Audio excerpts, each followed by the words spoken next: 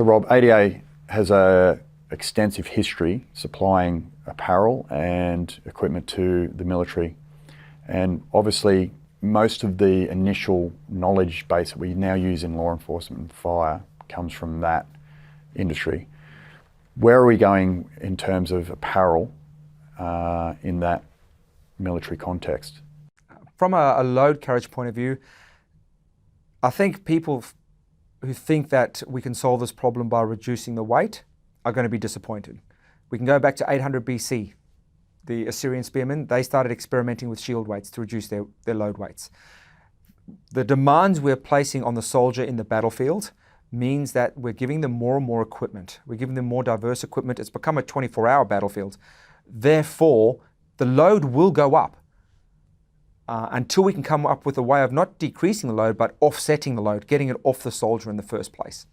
So what we have to do is understand that, it's going to go up. So how do we, A, physically condition the soldier to withstand that load? But B, more importantly, look at how that equipment can interdigitate so we can actually use the energy used by the soldier whilst they're moving and looking at perpetual motion sort of systems. Or conversely, look at optimizing the placement of the load around the body, because it's not just about how much load it is, it's where that load is placed that is vital. We know from research, particularly in female soldiers, that having the load distributed equally between the front and back of the body is actually more beneficial than having all the load on the back of the body. Likewise, load on the lower limbs, or even on the thigh, for example, 500 grams of load on the thigh increases the metabolic cost 3.5 times more than the same load on the back. So whilst we're coming up with all this equipment, where this equipment goes on the body, and designing the equipment to fit onto the body with other equipment is going to be crucial.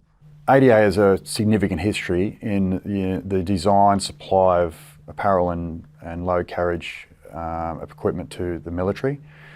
It's a full system that they're trying to achieve. Definitely, and I think if you really want a system that is going to be effective, and I know this sounds cliche because I'm talking to ADA, but you need a single system. Because that way you've got one operator in control of the entire system, from the footwear and how it interdigitates with the socks and the pants and the jacket, and then the body armor, and then an external field pack and the weapon system. So you've got to think about how it all interdigitates, because if you don't, quite often you'll end up with situations where, for example, you're getting a shirt which has pockets that as soon as you put on your chest rig, you can't access those pockets. And they now become rob and wear points. Unless you've got one designer design the entire system as a single system for the single unit, which is the soldier, it's going to be an incredible challenge. And they are going to become Christmas trees with bits of equipment hanging off them all over the place. And often the variety in equipment is actually hindering rather than optimizing performance. You can see that defense and in the US military have taken a huge leap forward to combat this by creating institutes like DiggerWorks. That's what DiggerWorks does. It tries to optimize all this equipment. Could you imagine how much easier it'll make their job if they had one supplier?